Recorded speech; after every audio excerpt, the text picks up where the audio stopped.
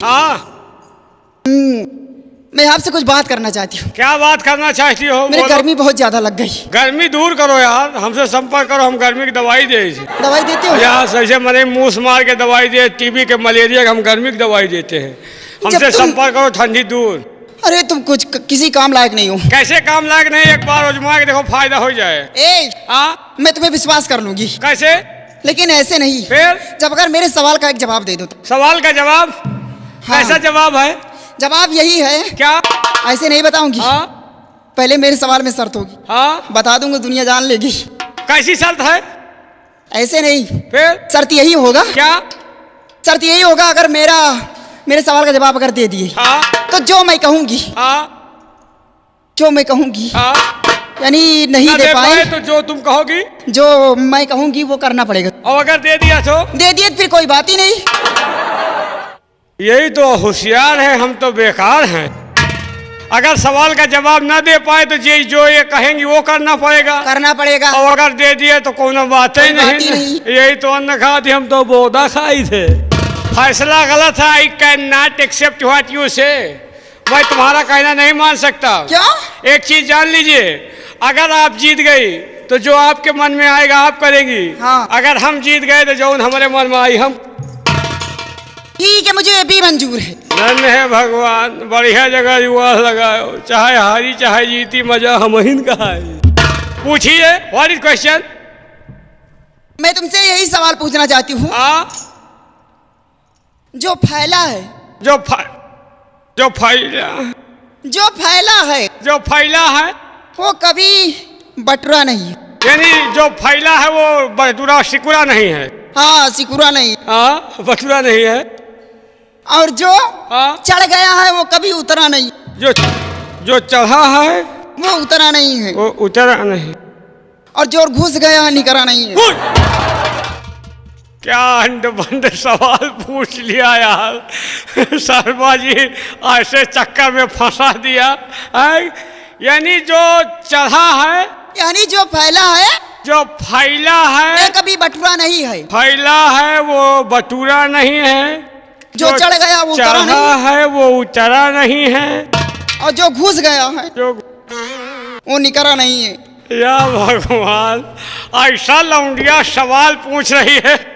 बताओ हो भैया पुनीत जी, यार हमारे समझ में नहीं आ रहा। यानी जो कोशिश कर रहा हूँ, नहीं समझ लेना। सब कुछ पहन रखी हूँ ना। हाँ? पहना करके वो दादाजी के सामने घबराओ नहीं है। अब गंगा कैसेट में प्रोग्राम करना है। इधर आइए, तुम्हारे सवाल का जवाब हमको मिल गया। बोलिए।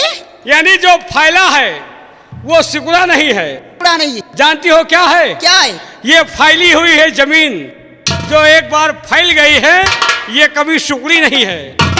हाँ सही है। और जो चढ़ा है वो उतरा नहीं है। क्या? आसमान जो ऊपर टंग गया है अब न उतरने वाला है न उतरेगा। और जो घुस गया है वो को बताओ। जो घुसा है, जो मुर्दे हैं जमीन के अंदर, जो घुस गए एक बार, वो अब दोबारा वापस नहीं निकलेंगे। सही है कि झूठ है? सही है। लाओ फिर जुगाड़ लगाओ फिर हमारा। मुर्दे अगर एक बार इंसान की मृत्यु हो गई तो जो अंदर घुस गया वो कभी नहीं निकलेगा। नहीं निकल पाता। लाओ जुगाड़ लगाओ फिर। ठीक है, जुगाड़ लगा दूंगी। तुम हंसो ना यार। क्या यार, मुस्कियाओ ना, मुस्कियाओ जैसे भैंस। मुझे भैंस बोल रहे हो? भैंस तुमको नहीं बोलेंगे। ये बताओ तुम्हारी शादी हुई है? शादी? हाँ। शादी अभी नहीं हुई। नहीं हुई? और लड़के बच्चे? जब शादी नहीं हुई लड़के बच्चे कहाँ से होंगे? हम कहा शायद इधर उधर मामला कहूँ। और सुहाग रात? तुम कम दिमाग क्या हो गया? हाँ, हाफ माइंड क्रैक हूँ। अरे जरा सोचो। कि शादी नहीं हुई तो बच्चे कहाँ से होंगे?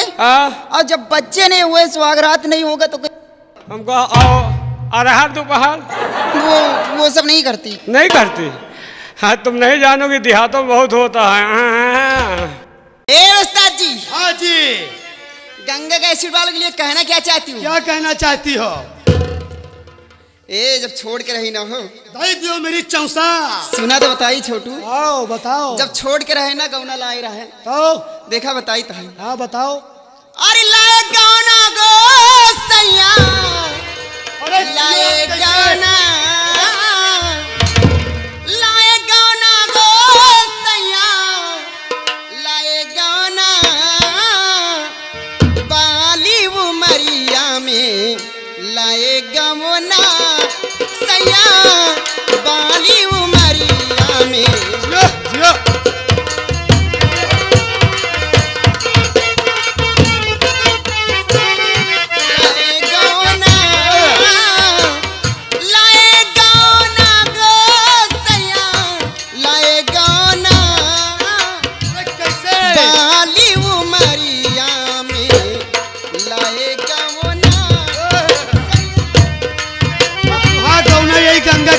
वाले लई हैं।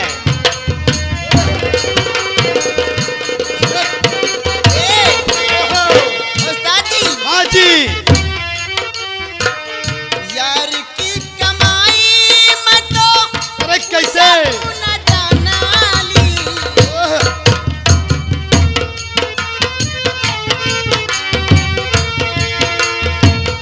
यार की कमाई में तो कुछ गुण जाना ली। सैया की कमाई में तो कुछ गुण जाना ली। यार की कमाई में तो यार की कमाई में तो पगनु गाखना सैया वाली।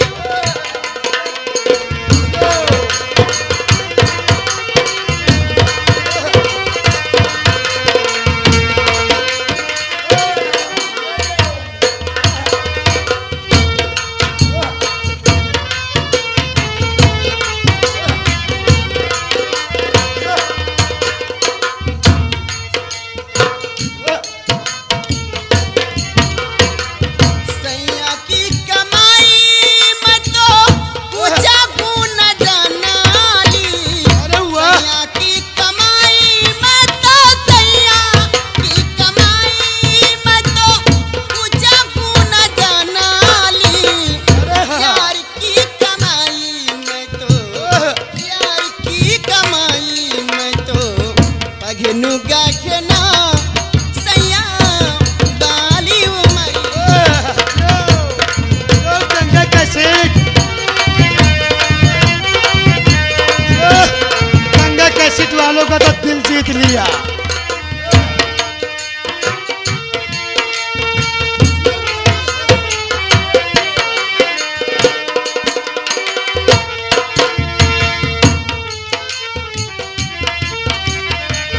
सैया के बुलाए मैं तो कबा गुन बोलानी। अरे कैसे? गंगा कैसेट वाले से तो बोल दियो। ए सैया के बुलाए मैं तो कबा गुन बोलानी। यार के बुलाए मैं तो कैसे? यार के बुलाए मैं तो बोलू मैं ना सैया वाली उमरिया में।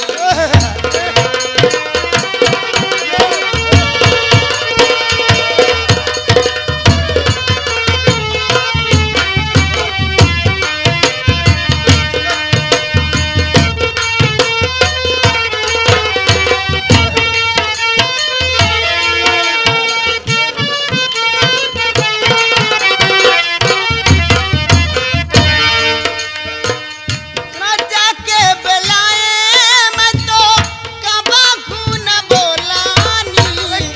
सैया के बुलाए मैं तो कबा गुन बोलानी। यार के बुलाए मैं तो यार के बुलाए मैं तो बोलू मैं ना सैया।